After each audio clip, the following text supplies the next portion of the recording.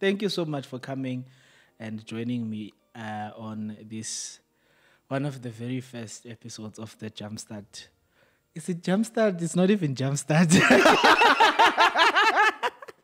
I've been doing the whole Jafta thing for quite some time now, and the Inspiwords podcast is a culmination of that. I think it's birthed out of that experience that I had from the Jumpstart show that I started with about 2017, and the Jumpstart One live conversations I was doing on Facebook. And I decided, now let me try out this podcast thing. And you would remember that the last person I was supposed to interview, was me. It was you. And our interview was our conversation was supposed to be about purpose. And interestingly, the whole idea behind this podcast is to talk about purpose, passion, and progress. How we're making progress in pursuit of purpose. And I felt like, let me do justice and bring you back again, even though it's a different platform. But I'm very excited about what it's going to be.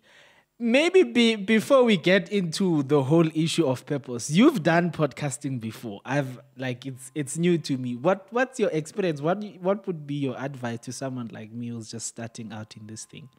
Firstly, I just want to say thank you for, honoring for doing justice to the last what we were supposed to have.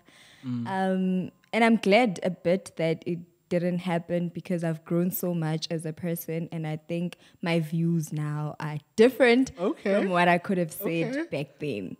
Yeah, and then in terms of the podcast, it's a journey that you need to commit yourself to. It's not something you do for vibes, because if you're doing it for vibes, you will continuously say, not now. It will be easy for you to stop if it's just vibes. Yes. So I think that's the ultimate important thing. Come to the party, decide and be intentional about it. It will be easier to commit that way because it's a lot of work. Is it? It is a lot of work. I don't like work. Anyway, thank you for that. And maybe one follow-up question would be just to tell us a bit more about your work with the gray areas. I know it started as a blog. I read quite a number of your articles at the time, and then it evolved into a podcast. Talk to us about that. So, Gray Areas is a platform that was founded or began in 2020. Yes, 2020. But the vision, I had it in 2019. Then I had to just work through the whole idea. What is it that I want to achieve? So when it started as a blog with the idea to navigate around black and white, separate the black from the white in the gray, because life can really get really gray so fast. Yeah. But we still need to make sober decisions. So when I started the blog, or rather the entire platform, was so that we can separate, be a people that can separate the white from the gray and the black, so that we make sober decisions. And this is really conversations like maybe abuse, sensitive topics, Sure. where people, there's an expectation that when you're in an abusive relationship, for an example, you have to leave. Yeah. But people don't easily leave, so they are stuck in gray areas that no one really wants to talk about. So having a platform that says, let's talk about these things, settle them, and select your white from your gray, so that we know you are staying or you are leaving, but you had an opportunity to discuss these gray areas. So it started as a blog, and the more I wrote, I realized that I actually need opinions from other people. I need to grow this platform. And obviously now, if I want your opinion and you're not a writer, I can't have it. I need to have a conversation. That's how it evolved now into a podcast. Okay, interesting. And I've listened to quite a number of your episodes. I've listened to the one you've had with JB, and I've listened to one of your most recent ones. I think was in August, and we'll talk about that. Okay. But I want to go back to the whole issue of purpose that we're supposed to talk about, and I think. I like to believe that this whole work that you've been doing with the gray areas has somehow something to do with what you believe is your purpose in life. Correct me if I'm wrong. No, you are correct. So tell me about that. How did you get to that point where you feel like, or you realize that this is what my purpose is in life, or maybe for this season? I like that the last part, maybe for this season. Maybe for this season, because when it comes to purpose, we sort of try to complicate it so much by sticking to that one thing, so much that even when the time passes for that, you are still stuck up because you thought it's purpose. So for me, purpose is like the ultimate reason why I do that.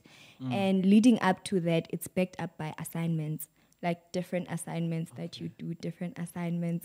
A blog was an assignment. Yeah. It was not a purpose for me. The podcast is an assignment. It can change. Who knows? I'll be in TV someday.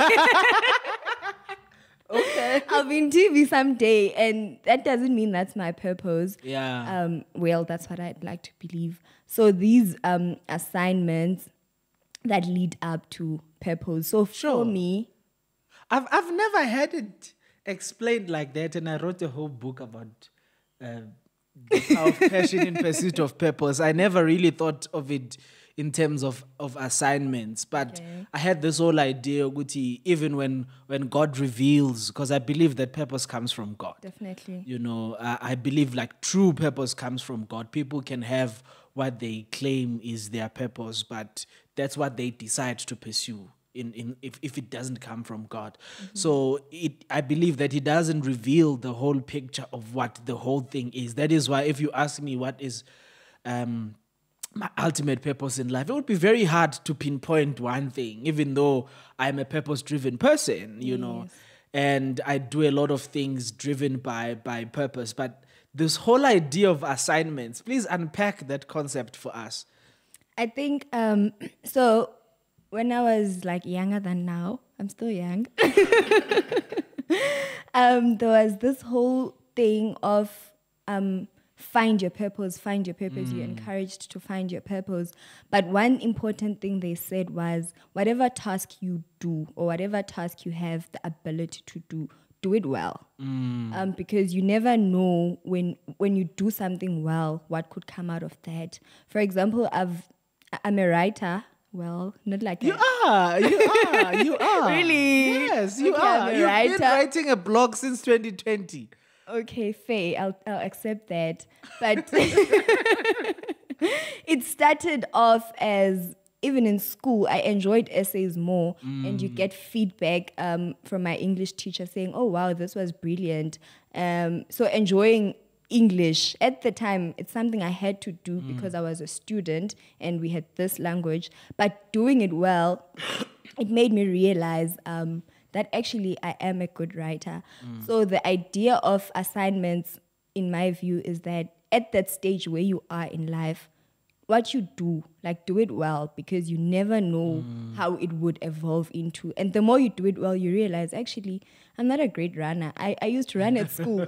Now I can't be involved in 100K, running, Olympics and all these things. But at the time, it was an assignment that I did well, and I was able to say, this, not for me. Writing, yes. This, that. So the idea around assignments is that, like you said, purpose comes from God.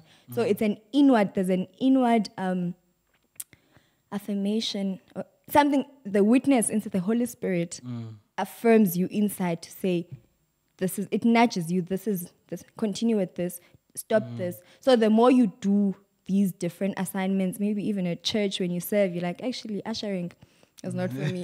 Let me try a different thing. But you gave it your all, and that's where you discovered that this doesn't align with who I am. Interesting. And At the same time, I feel one can then say, no, I don't have to do anything then because, the Holy Spirit is just going to lead me into it.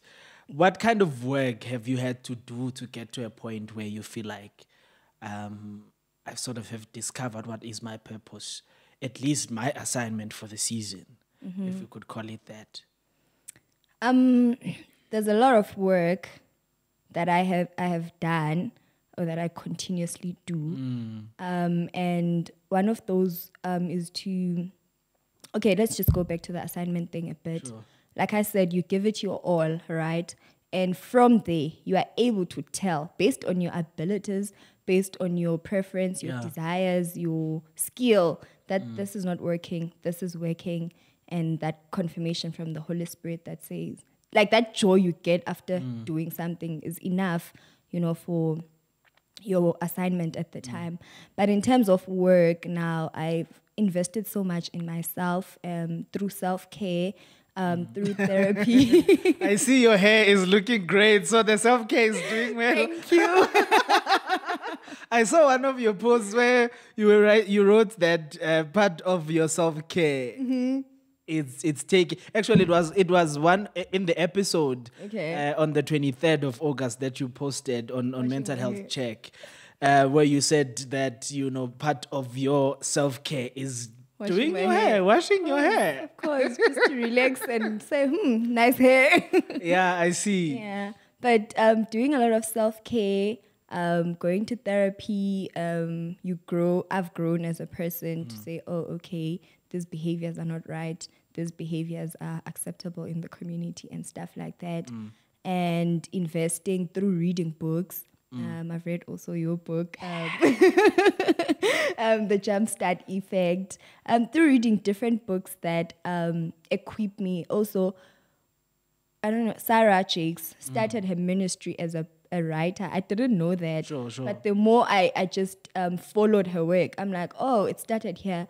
So one of the work that I get to do towards my assignments or purpose is to equip myself with knowledge, equip myself, things that I find interesting, like writing. I follow other writers to see how they do things, to learn from them. Yeah, there's just continuous work that happens through learning and just being transformed as a person. Yeah, so can we say that when we talk about living a purpose-driven life, it's not just about what God does in terms of nudging you towards a particular direction, but there's also work that you need to do. You need to invest in yourself, in sharpening your own skills. Absolutely. If part of your purpose is the writing, you've got to invest in improving yourself as a writer. Yes. And growing in that and acquiring all the other skills. You mentioned also the skills as one of the things that are important tools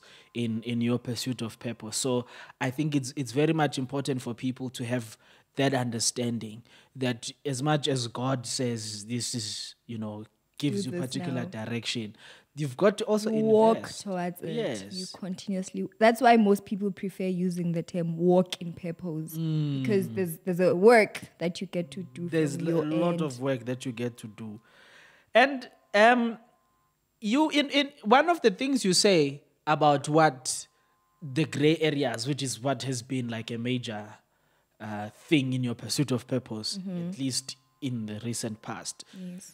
You say that it's a platform that is supposed to help particularly young people or it's about creating or cultivating a sober-minded generation. What do you mean by sober-mindedness? How do we describe that? That question is hard. But okay. You spoke about the sober-minded generation, so we want to know. I mean by that, sober, to be able to make clear decisions that you can live with. Yeah. Because sometimes we are faced with situations where you are told what to do when you are in a difficult situation, and then you end up making decisions because maybe of expectation or decisions out of not weighing all your options. So being sober is reaching a point where you say, I've weighed all my options and this is what I'm choosing with the information I have right now. And I'm happy with my decision. Not necessarily it's a happy choice, but it's something I can live with. I can look back 5 years later and say, I did the right decision with the information I had. Have you made decisions that you sort of regret? I have. Do you want to talk about them? No. That's why it's a regret. Okay, no, I think that's okay, but would have been nice to hear a little bit of vulnerability there. But anyway, I'm not gonna push you. But the other thing I wanted to speak about, which I think the jumpstart effect sort of tries to expose, is that in the pursuit of purpose, there are instances of stuckness where we feel like we cannot move forward, we cannot make progress, we don't feel as passionate, we don't feel as driven, We're not making progress, we're not moving forward. Have you ever been stuck? I have a lot. And I think being stuck for me is usually because I lack clarity. For example, I started transitioning from the blog to the podcast. Besides the reason I gave, it was also an issue of I'm actually stuck now. I'm running out of things not even things to write about, but how to write them. I'm at a point where my writing capacity is just not there. And I don't want to necessarily give up on the entire gray areas because it has so much potential. And that's how now I had to think of other ways to keep the vision alive. They say necessity is the mother of all inventions. And it's interesting for me to hear how that stuckness ended up, creating the evolution of a podcast, of the gray areas concept into the podcast. That has been quite interesting, if I must say. But in other aspects of your own life, again, maybe career-wise, I think sometimes there's a lot of stuckness that people experience. That I know myself, I've had like plenty experiences of stuckness, and I share those in the book as well. But like, what are other experiences of stuckness you've had? I'm trying to think. It's not a lot of experiences, to be quite frank. Because whenever I look at my life, I always say that my life, I think I'm still young also, just to quantify that my life for the longest time, it has just been so straightforward. I put an A, I get a B. I put an A, I get a B. I wish I had your life. I'm joking, I guess. But like I said, it's age also. It contributes. But besides that, I have felt stuck in my in grade 12. In grade 12, I needed to do Actuarial Science, but they were telling me that my teachers were telling me I won't qualify, I won't make it, etc. And leading up to grade 12, my maths marks just dropped first term. Sure. So now I'm like, what do I do? Do I change my desire, or do I work hard, or do I just, it was just a little moment of growth stack to say, how is my career looking like now? Because how will my career look like since I sort of don't have a plan, given that the odds, they are prospering. Yeah, but I was able to just bounce back and get the right marks. And even during registration, I still had problems. So eventually did Actuarial Sciences? Yes, Actuarial Sciences. I've always thought you were a BCom really? person, No. Sure. No. Okay. So eventually I did it, but even towards entry, I was told that because I didn't do science, I won't make it. The dean actually told me he's gonna put me in just to prove to me that I'm reaching too high. And it was really painful. It sucked. And now where are they? Where am I? Where are you? Where am I? Guys, we need to tell them she actually made it. I hope they see this video. Yeah. So, yeah, that whole experience of just being career stuck was big for me. But I think one of the experiences of stuckness that I think I have experienced, and I know you have experienced, because you in one of your podcast episodes you talk about the issue of mental health, and for me, it's one of the things, as I said in the beginning. The last interview I was supposed to do, I got stuck because I had a mental breakdown and I struggled with my PhD at the time and so many other things that were happening. There was COVID and there was lockdown. I couldn't go home because there was that looting. So people know the story that I followed, the work that I've been doing on mental health. And I appreciated, when I listened to that episode, I appreciated the way you were being so vulnerable and open about your mental health experiences and how you even went to psychiatric hospital and you've been going through therapy. But I just want to get to what really triggered that experience, whatever mental health experience that you had. Okay.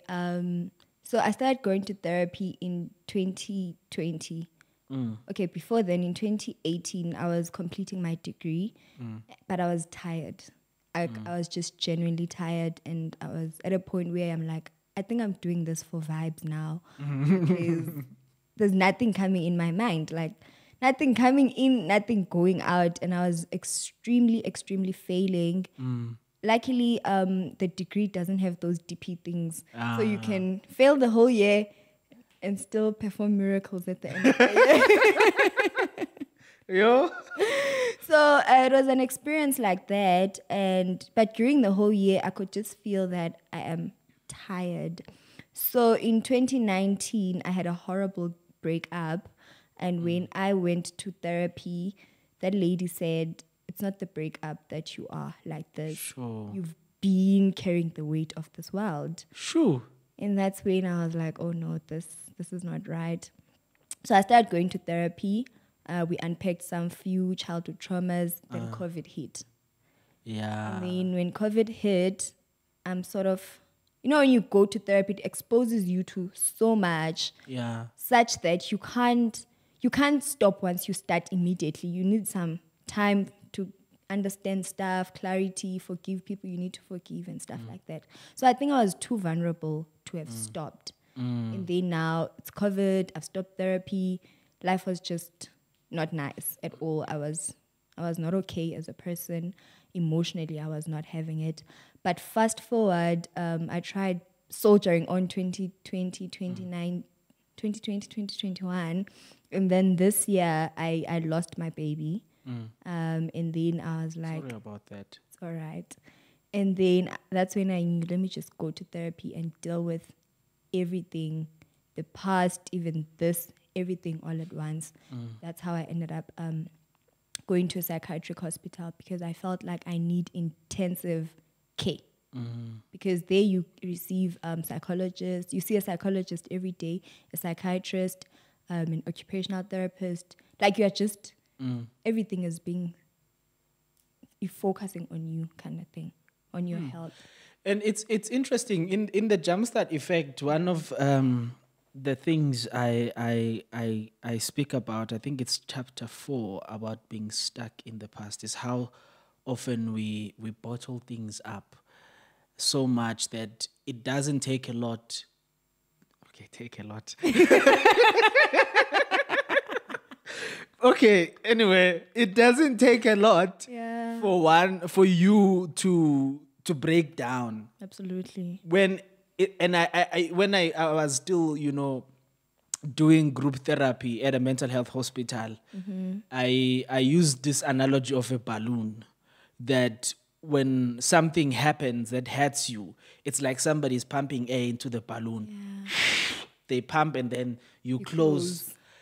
such that the air doesn't come out, and something else happens, you keep pumping, something else happens, you keep pumping.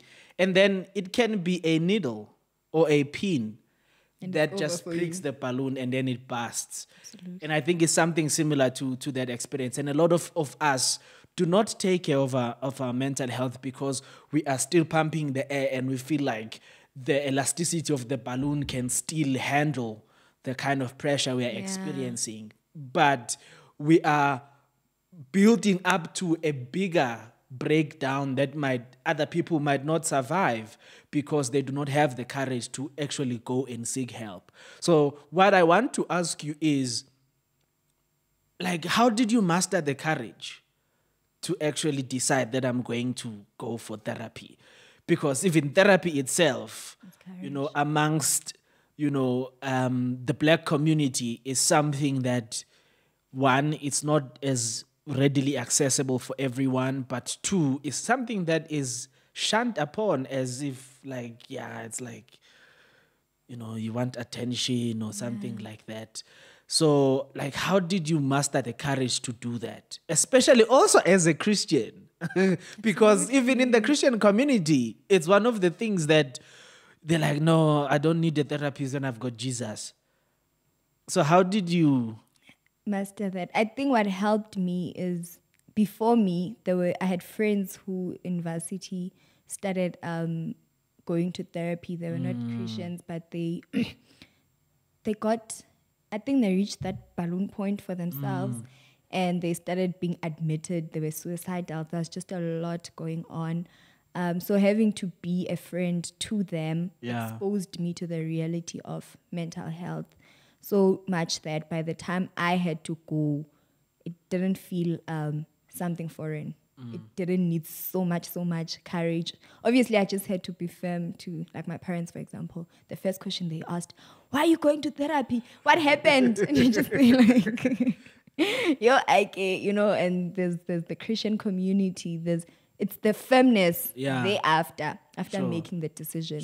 Now I had to stand still and say, it is what it is. Did you get, especially in the Christian community, people that sort of judged you for going to therapy? Not openly, but you could see remarks here and there, but they would rather not have you go there. They would rather... Like you don't believe in Jesus enough. They would rather have you try other alternatives, like, I don't know, maybe pray or... And I'm not downplaying prayer here. It has played a pivotal part in my life. But also the comments, I'm just trying to highlight the comments of people not identifying the intensity of this. Especially, I used to find it very odd that when someone is sick physically, they are okay with going to the doctor. Yes, I'm actually thinking about it right now. When mentally you are not okay, there are certain connotations now around that, which is very weird. I think that the biggest problem is an issue, a problem of ignorance. Two, it's also, I think it's very hypocritical that we go to doctors, we go to the clinic, we drink medicine when we have headaches and stuff, but we do not really take mental health as part of health. And even in the whole health system, we've been talking about how it's not seen as part of the primary healthcare system. Clinics, you find that there's only one psychologist that comes maybe once a month. You see, and it's fully booked. Exactly. So it's not something that has been taken as seriously. So I think there is an element of ignorance that contributes to those kinds of remarks, even though they might not be made like openly. But also, it's about us learning and creating safe spaces to have conversations about our mental health experiences and mental illnesses and our victory stories in those communities, in the Black community, in the church community, because it's only when we start talking about those things that we can start actually tackling them. Anyway, the other question I want to ask you is something interesting that you said in that episode of your mental health check, where you said you got to a point where, to use your words, you were questioning God and his intentions. And I think many of us have gotten into those kinds of places, even though we don't openly talk about it, especially in the Christian community, because like, how dare you question God? Do that? Like, how dare you question God? But you've been there, I've been there. Tell me about that experience. What was happening at the time, and what was happening in your mind when you got to that point of questioning God? So in the podcast episode, I do say that I was not questioning God's existence, but I was questioning his intentions for me as Sisanda. So what had led to that, as I've said earlier, that from 2018, I haven't felt okay. So it was a thing of, I haven't felt okay for such a long time, and I am praying and I'm trusting you, God, you know, and I talk openly about you. If you know me, you will know I'm a Jesus hand, you know, and here I am, not okay, and it's reaching a point where it feels like I will never be okay ever again. And that scared me. And also what triggered now that kind of thinking was when I go on social media, just scrolling past, you see so many people that are angry at God. And my inability to have answers, you know, before you experience extensive sadness, it's easy for you to give motivation. It's easy for you to encourage people, you know, speak life and all of those things. But I reached a point where I'm like, I understand, guys. I really understand. But I was also saddened that, what do I mean I understand, you know? So I reached a point where I needed to know, but God, how do I encourage other people when I'm not encouraged myself? How do I do something like show yourself to me in one way or the other? But it was faith that I was losing because there's a track record of, we normally talk about the track record of God's goodness. But I had also a track record of times where I was disappointed. And that track record was now building up to say, God, like this is becoming a lot. And now I'm falling into that trap of also feeling like maybe you don't have the right intentions for me. Are you okay now? No, I am okay. I do mention in the podcast just to make sure that I spoke to a friend about it, because sometimes all we need is to speak, you know, and the bottling up, because the more we think about things without talking about them, they exaggerate themselves in our mind. So when I spoke to a friend about it, I think he did pray for me, because after that conversation, something happened. Yeah, something shifted, and my faith has just been continuously being restored. Interesting stuff. And I want to come back to this talking part, but before we go there, one of the things I noted in that episode is how the whole theme of relationships was just coming again and again. So I want us to talk about that in that experience of stuckness from 2018 and so many things happening in your life, the breakup, you know, losing the baby and all that happened in between, questioning God's intentions and feeling like you're losing your faith. What role did relationships play in your recovery, in your bouncing back, in your coming back to the Sisanda that we see now? It played a huge role. And one of the things is that I think a lot and I don't talk. So being in a place where I now have to tell people, because clearly I'm drowning by myself, allowed me to clear out my thoughts, firstly, and stop living in my head, and also allow people to speak life to me. Others were praying with me, like for people to love me the way they know how to, but based on where I am. Because if I don't talk now, it means that they can't really reach out to me the best way possible.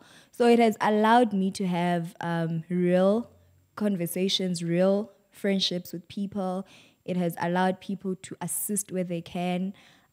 through prayers, through speaking life, through just going out and have fun, you know, and loosen up. But it has played a pivotal role.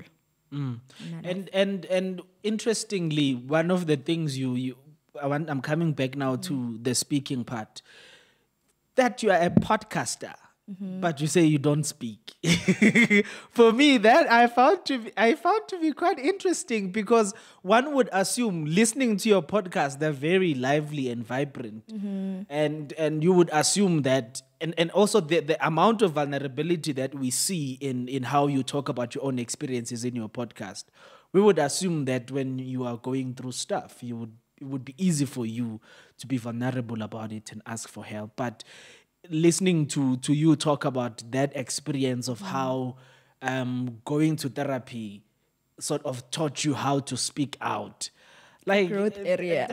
Talk to me about that. It's a growth area. Like I said, before therapy, I was bottling up things like no man's business.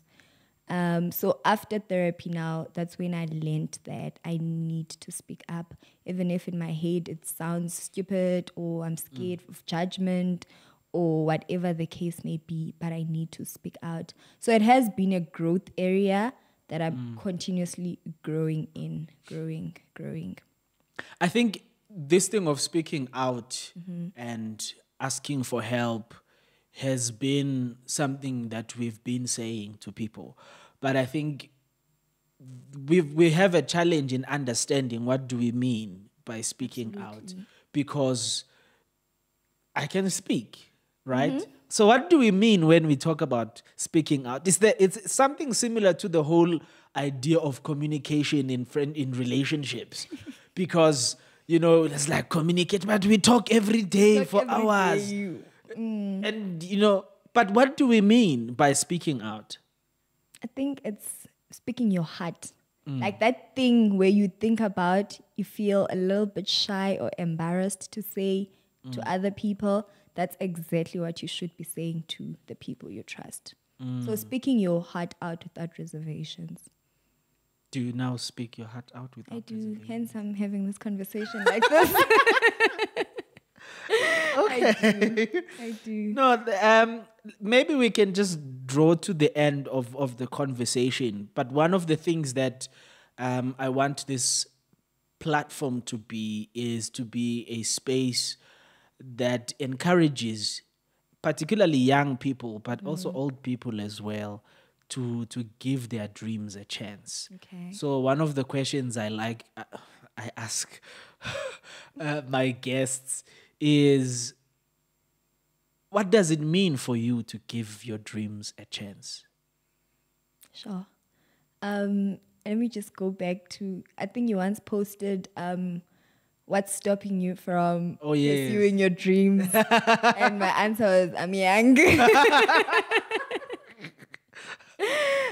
But just to answer your question, for me, it means that I believe, when I was a child, like a little baby, I used to envision the life I want to live as an adult. In as much as I didn't achieve some of those, because one of them was to be a fashion designer, and here I am, I'm not. But giving those dreams a chance and seeing that this won't work because of ABC, let it go, having to constantly let go of certain things.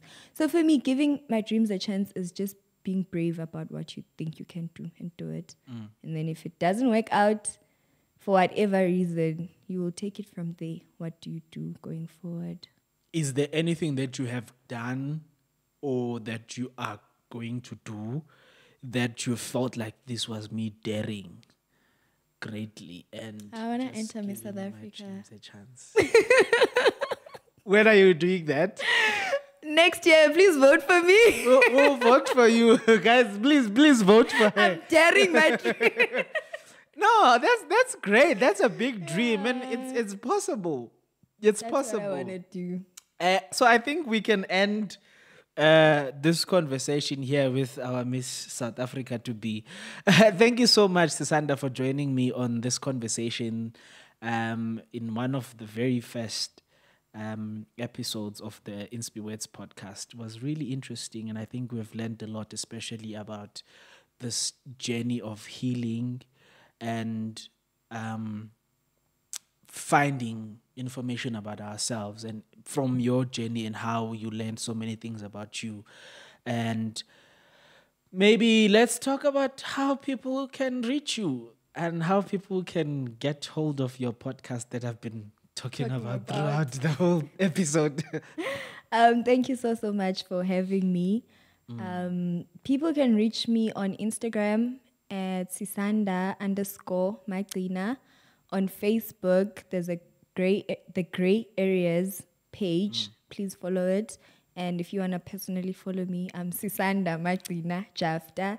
And the podcast is found on Spotify and all other podcast places. You can find it, The Gray Areas with Magcina. Okay, thank you very much, and have a good Thank you so much for having me Merry here. Christmas. Merry Christmas.